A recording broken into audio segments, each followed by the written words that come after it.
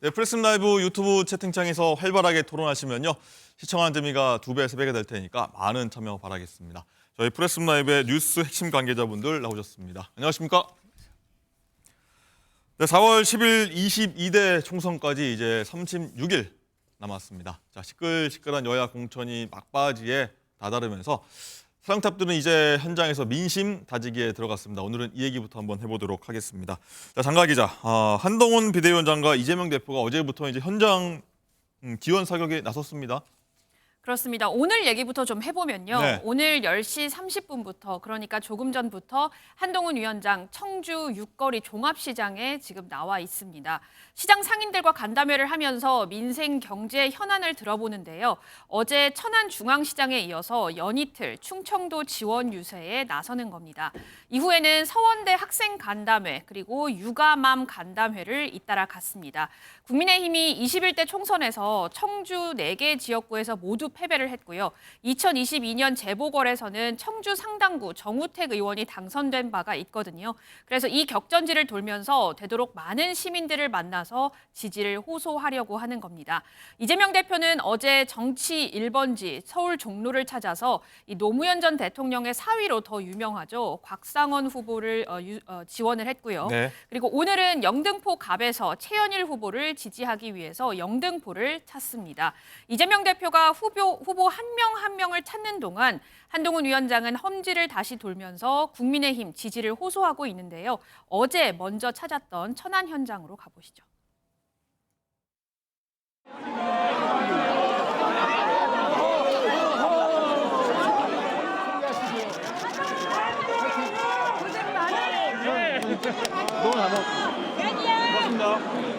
이 선거 국면이 되면서 지역을 다니기 시작한 첫 번째 일정이 바로 이곳 천안입니다.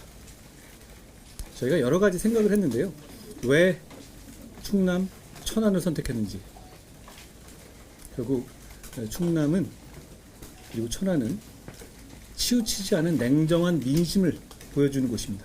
잘할 때는 잘한다고 평가해 주시고 못할 때는 가차없이 비판해 주시는 그런 민심의 바로미터입니다. 저희는 충남의 마음을 얻고 싶습니다. 네, 쭉 보셨는데 이종훈 실장님, 한동훈 비대위원장이 콕 집어 얘기했습니다. 천안을 가장 먼저 방문했다라고 그렇죠. 강조를 했는데 예. 일단 충청도가 뭐 캐스팅 보트라고 하지 않습니까? 승패 가늠하는, 승패 그렇죠. 결정하는. 그래서 뭐 우선적으로 가는 이유가 뚜렷한 것 같아요. 네, 그렇습니다. 충청도 역대 선거를 보면 어느 지역으로 완전히 몰려서 투표하는 경향은 없습니다. 적절히 안배가 되는데 워낙에 21대 총선을 기억하시면 이 미래통합당 그러니까 국민의힘 계열 정당에서 영남과 수도권 일부를 제외하고는 거의 다 참패를 했습니다. 물론 이제 충청도는 그럼에도 불구하고 뭐 6대5라든지 5대3이라든지 남도와 북도가 적절히 또 배합은 됐습니다만 그럼에도 불구하고 또 이제 국민의힘이 정말 굉장히 유리하다고 하는 지역까지도 뺏긴 지역이 몇 군데 있거든요. 그렇기 때문에 역대 그 강원과 충청의 어떤 민심이 중원에서 굉장히 전체 어떤 판세를 가름한다 이런 이야기가 있으므로 또 이제 한동훈 비대위원장이 본격적으로 또 충청도의 민심을 사로잡기 위해서 저렇게 연 이틀 계속 충청도에서 이 지원을 하고 있는 것으로 보입니다. 네. 지난 총선 때 3전 전패했다 국민의힘이 네네네. 이런 지역인데 천안은 그렇죠. 만해가 천안 가능할까요? 만해가? 모르겠습니다. 중요한 건 지금 현재 어디가 유리하다 이렇게 단언할 수는 없어요. 그렇죠. 하지만 현재 시점까지는 어쨌든 충청도와 강원도의 일부 지역들이 그러니까 국민의힘 쪽에서 빼앗겼던 지역들에서 바람이 불고 있다. 이런 내부의 어떤 평가가 좀 있는 것 같아요. 그런가요? 예. 장윤주 부위원장님, 일단은 어제에 이어서 오늘도 대학생들을 국민의힘 한동훈 비대위원장이 만나는데 국민의힘 공천 물갈이가 좀 안 되고 있다, 뭐 청년이 없다 이런 지적이 나오고 있지 않습니까? 뭐 외연 확장 확실히 신경 쓰는 것 같은데 효과가 좀 있으리라 보십니까? 글쎄요, 일단 세대들마다 특성이 있겠지만 이제 우리가 이른바 소위 MZ 세대라고 하는 이제 젊은 세대들 같은 경우에는 사실 이념에 치우친다라기보다는 본인들을 위한 정책을 어떤 정당이 내주느냐 그것에 따라 또 투표를 하게 되는 성향이 있다라고 제가 알고 있습니다.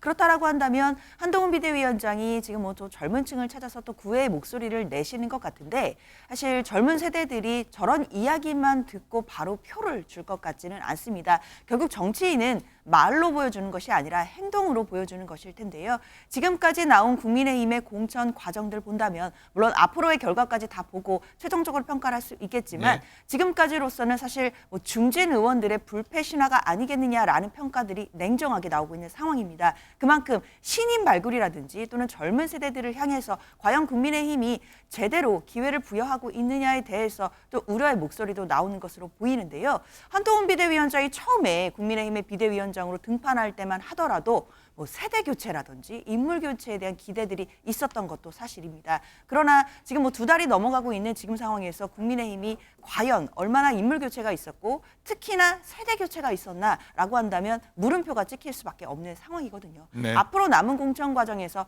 과연 한동훈 비대위원장이 젊은 층이나 또는 신인들에게 얼만큼 기회를 보장해 줄 수 있을지 이런 부분까지 좀 더 평가해봐야겠습니다. 네, 한번 지켜보죠. 자, 이재명 대표도 한번 만나볼 텐데 이재명 대표는 어제 고 노무현 전 대통령의 사위입니다. 곽상원 변호사가 출마하는 종로를 찾았는데 모습 먼저 보겠습니다. 이렇게 먼저 조금만 더 여기 좁아요. 도부전. 아이고. 국민으로부터 권력을 위임받아서 나라 살림을 하는 이 윤석열 정권이 이렇게 무능, 무책임, 무대책에 무관심까지 한 점에 대해서 이제 주인들이 회초리를 들어서 혼을 내야 될 때입니다. 이번 총선이 바로 그렇게 혼을 낼 수 있는 결정적인 기회입니다. 그렇지 않습니까, 여러분? 지금 살만하다. 앞으로 이 상태가 계속돼도 상관이 없다. 이러면 다시 찍으십시오. 그러나 이대로는 못 살겠다. 이대로 방치할 수는 없다고 생각이 되면 심판의 표를 던져서 이번 총선에서 쓴맛을 보여주셔야 합니다. 네, 옆에 있던 노무현 전 대통령 사위 그리고 딸 오랜만에 만나셨고요.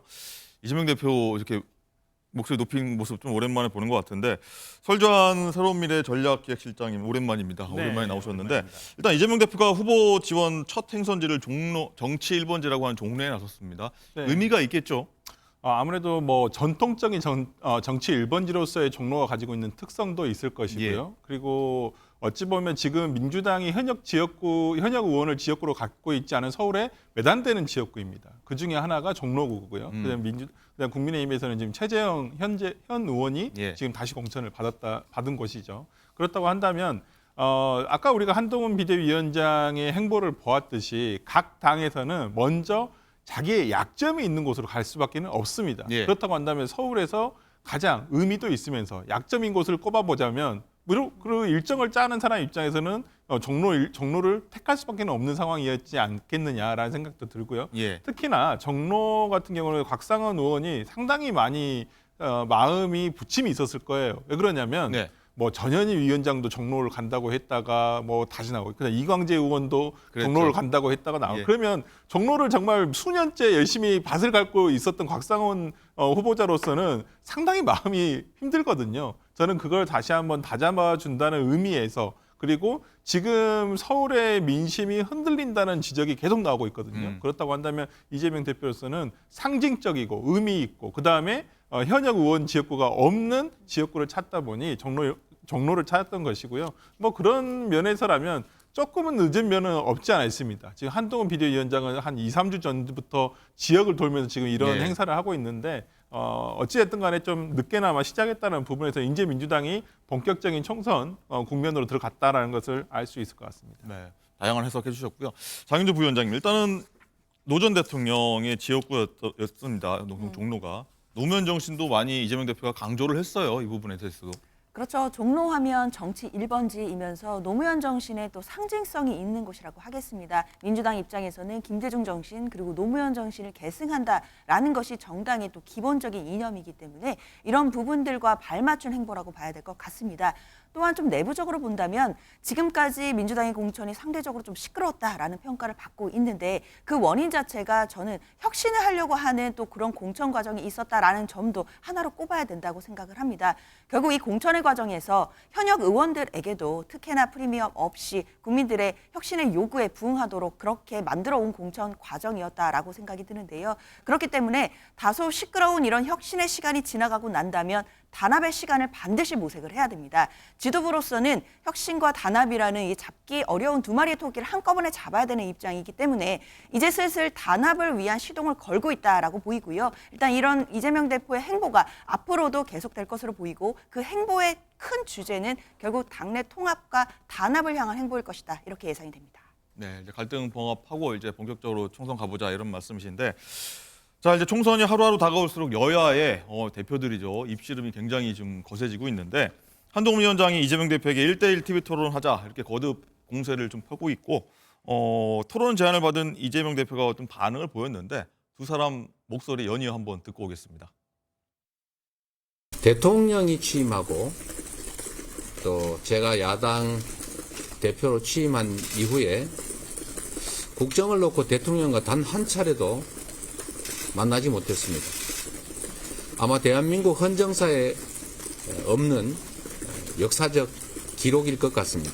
계속 요청했던 것처럼 지금 이 난국을 해결하고 경제 파탄, 민생 파탄 문제를 조금이라도 완화하기 위해서라면 저는 대통령과 야당 대표의 대화가 먼저다라고 생각합니다.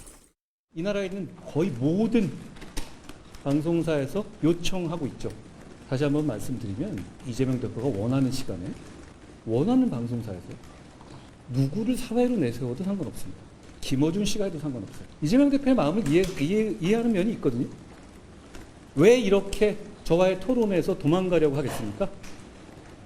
저는 1대1 토론을 하게 되면 이재명 대표가 거짓말을 하지 않을 수 없기 때문이라고 생각합니다.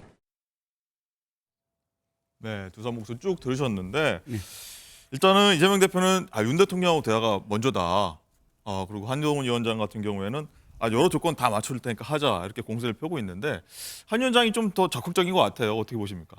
자, 지금 총선을 앞두고 토론 제안을 어디서 했냐면 방송국에서 했어요. 네, 방송 다 각 드리죠. 방송국들이 양당에 했습니다. 양당에 대표들끼리 나와서 1대1로 토론을 하자. 이건 뭐냐면 선거를 앞두고 그 당의 공약이라든지 또는 그 당의 인물들에 대한 어떤 소개라든지 이런 것들을 하자라는 제안을 방송국에서 했습니다. 그러자 이제 한동훈 비대위원장이 아주 적극적으로 나선 거예요.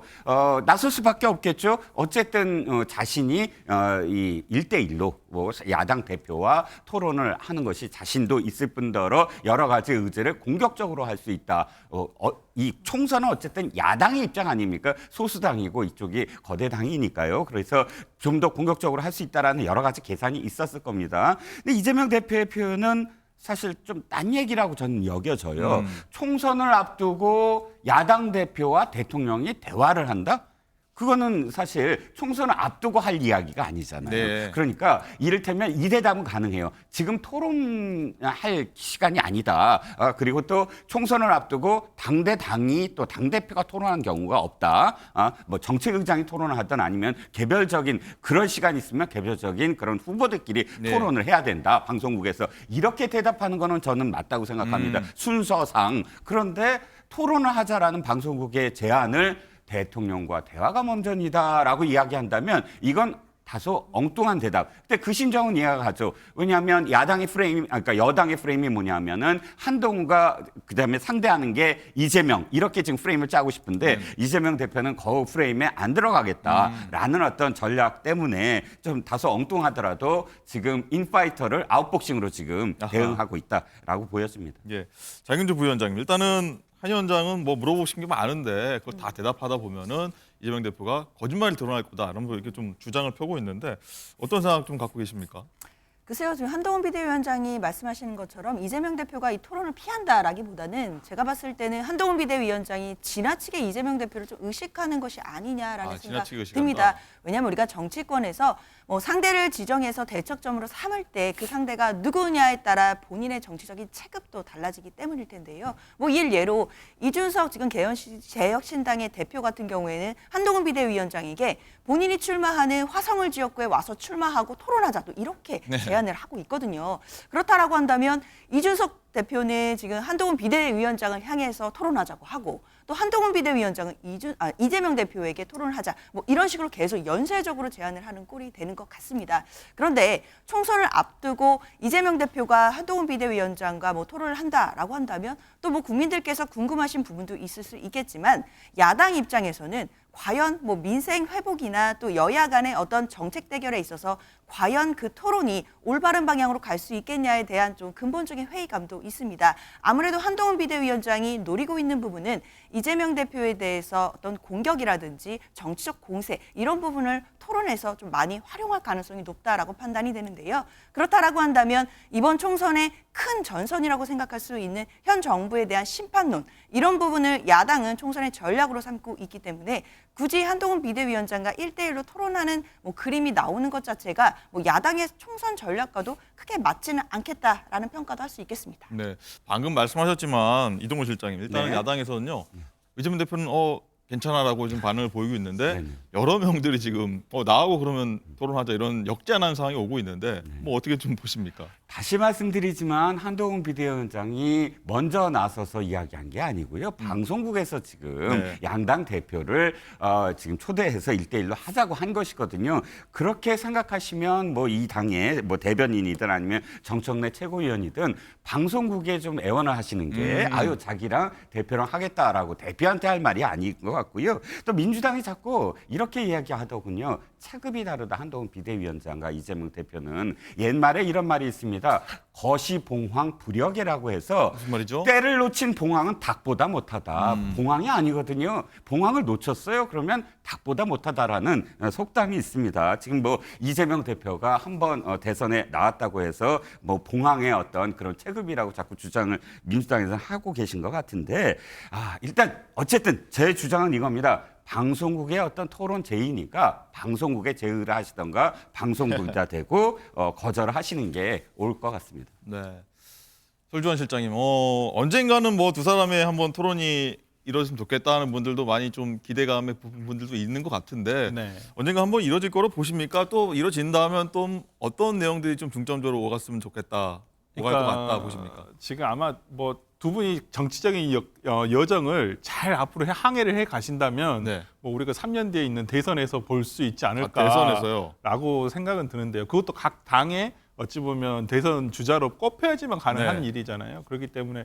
뭐 아직까지는 두 분이서 할 수 있을까? 아예 못 볼 수도 있죠. 그러니까 어느 분이 또 한 분 탈락할 수도 있고 또 어떻게 될지는 앞으로 모르는 거니까. 아니, 가까운 시기에는 없으리라고 보시네요. 없을 겁니다. 아마 이재명 대표로서는 한동훈 비대위원장과 토론을 하는 것이 부담스러울 수도 있어요. 분명히. 근데 저는 대선 공식 토론을 통해서는 국민들이 생각하는 만큼의 갈증이 해소되지는 않을 것이다. 지난 대선 때도 생각해 보십시오. 이재명 대표와 당시에 이재명 후보와 그다음에 윤석열 지금 현 대통령이 예를 들어서 그 토론을 한다고 했을 때 하기 전에 일방적인 예상은 이재명 대표가 그래도 토론 잘할 거야.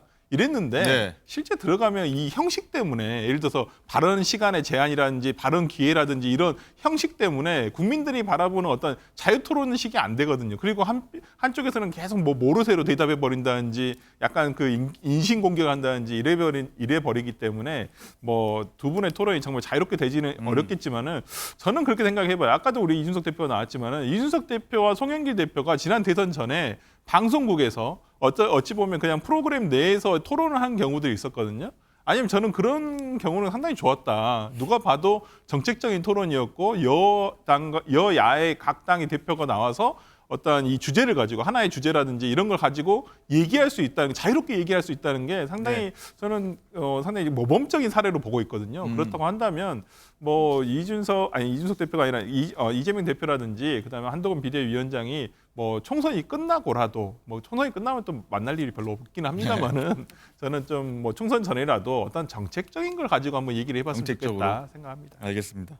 자, 이종건 실장님, 이 네. 토론 제안도 그렇고요. 일단은 최근에 보면 한동훈 비대위원장의 어떤 화법이 되게 좀 주목을 받고 있지 않습니까? 네네. 오늘 보니까 뭐 틱톡 화법이다, 뭐 이런 얘기까지 좀 나오고 있는데 네네. 어떻게 보십니까? 이 직설적인 화법이라는 측면 외에도 네. 좀 뭐 보수당 대표로서 좀 품격 있는 말을 해야 되는 거 아니야? 좀 맞서고 있는데 좀 어떻게 보십니까? 뭐 민주당에서는 한동훈 비대위원장의 발언을 놓고 언제나 태도로 비판을 많이 하는데 저는 좀 제가 생각하기에는 굉장히 정치인의 완전히 교과서적인 어떤 문법을 따르고 있다라고 여겨서요. 이 정치학에서 이렇게 얘기합니다. 정치인은 간결해야 된다 메시지가 그리고 반복해야 된다. 닉슨 대통령도 이렇게 얘기했습니다. 자신이 생각하는 것을 1000만 번을 더 똑같이 되풀이돼서 이야기하라. 그러면 그것이 바로 이 사람의 하나의 어떤 상징이 된다. 이를테면 문재인 그럼 뭐가 떠오릅니까? 인간, 사람 이게 떠오르잖아요. 이를테면 그런 식으로 하나의 어떤 상징어가 딱 될 수 있게끔 반복하고 간결하게 이야기하라라는 게 정치학에서의 기본인데 수사의 기본인데 네. 지금 한동훈 비대위원장 딱 그렇습니다. 기자들이 묻는 것 출근길 그런 그 질문을 하나도 거스르지 않고 중간에 당직자가 계속 아유 이제 됐습니다 하더라도 질문을 계속하면 한동훈 비대위원장은 끝까지 대답을 하면서 보시면 매일매일 반복합니다. 예를 들자면 지금 민주당의 지금 공천 과정에 대해서 네. 이 상징하고 은유하고 하는 것들을 딱 잡아내서 그것을 이야기하고 있거든요. 그런 부분들이 상당히 지금 한동훈 비대위원장의 이 워딩에 대해서 아이고 안정적이고 굉장히 인상 깊게 만든다라는 점 한 말씀만 더 드리면 그럼에도 불구하고 역대 어떤 비대위원장이나 당대표나 원내대표 이 당의 지도부들이 한 2달, 3달간에 한 번 정도 겪는 그런 그 말실수가 있거든요. 뭐 그런 말실수 예를 들어서 혁신위원장도 한 번 말실수에 대해서 굉장히 비판을 받았습니다. 그런 것이 없이 굉장히 안정적인 어떤 표현을 구사하고 있다. 이 두 가지 점에서 물론 뭐 비판적인 어떤 태도 문제도 물론 계속 제기를 하겠지만 저는 굉장히 긍정적인 어떤 화법이다라고 봅니다. 예. 장윤주 부위원장 어떻게 보십니까? 이 사안마다 딱 핵심만 잡아서 들어가는 네. 그런 여당의 최전선의 무기라는 평가도 나오는데 한동훈 위원장 어떻게 보십니까? 그렇죠. 이제 이종건 실장이 설명해 주신 것처럼 한동훈 비대위원장이 굉장히 또 신속하게 그리고 빠르고 또 때로는 날카롭게 또 대응을 하고 있다라는 평가 받는데요. 이런 어떤 대응 태도가 지지층에게는 확실히 호소력이 있을 거라고 생각이 듭니다. 당연히 지지자 여러분들 입장에서는 굉장히 또 시원하다 이런 반응이 있을 수 있을 텐데요. 과연 중도층 국민들도 그렇게 바라보고 계실지 이 부분은 좀 물음표가 찍힙니다. 중도 외연 확장해서 본다라고 한다면 사실 이런 식의 정치 공세적인 그런 대응보다는 조금 더 중도층 국민들에게 뭐 어떤 비전이라든지 예. 미래적인 정책이라든지 이런 부분들을 제안해 줄 수 있는 방향으로 앞으로 좀 더 바뀌어 나가야 된다라는 생각이 드는데요. 왜냐하면 중도층 국민들 보시기에는 집권 여당의 당대표 지위에 있는 분이라고 하실 수 있을 텐데 지금처럼 민생 경제가 어렵고 물가도 정말 비싼 이 시대에 과연 정치인들끼리 입씨름하는 것 그렇게 좋은 점수 주실 것 같지는 않습니다. 그런 네. 것보다는 집권 여당으로서 좀 더 책임감 있고 무게감 있는 책임 있는 이야기들이 좀 더 나왔으면 좋겠다라는 아쉬움이 있습니다.